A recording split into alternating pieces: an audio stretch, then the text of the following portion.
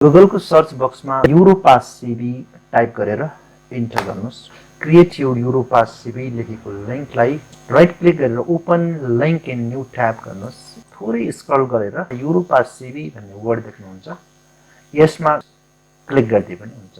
Create new CV भन्ने अप्सनमा click गर्नुस्।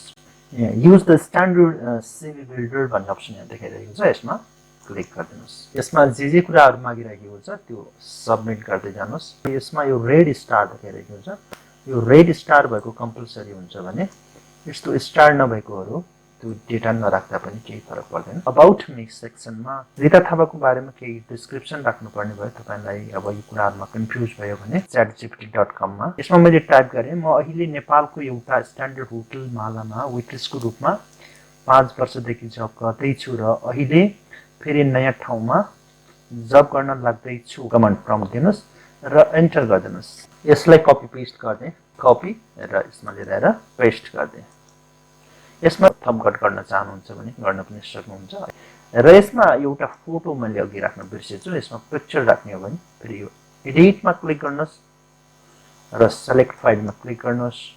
डेस्कटपमा गए र यो पिक्चर अहिले एक्जाम्पलको लागि यो सेभ राख्ने, सेभ अप्सनमा क्लिक गरिदिनुस्।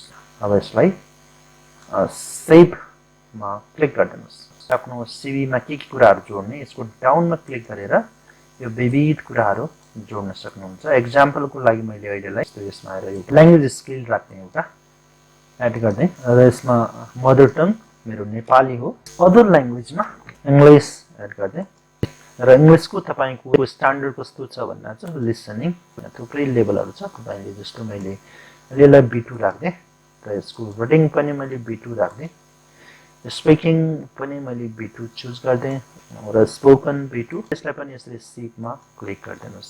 राख्ने कुराहरु सबै राखिसकेपछि फेरि यो नेक्स्ट अप्सनमा क्लिक गरिदिनुस्। फरक यो खालको सीवी बनाउन चाहनुहुन्छ भने यसमा क्लिक गर्नुस्, यसको प्रिभ्यू देखाउँछ, नेक्स्ट गर्नुस्। अब यसमा आइसकेपछि सीवी यसले यहाँ रेडी गरिदिसकेको छ। डाउनलोड गर्नको लागि यसमा नाम दिनुस्, रिता सीवी भनेर लेख्दै त्यसपछि डाउनलोड अप्सन एक्टिभ हुन्छ।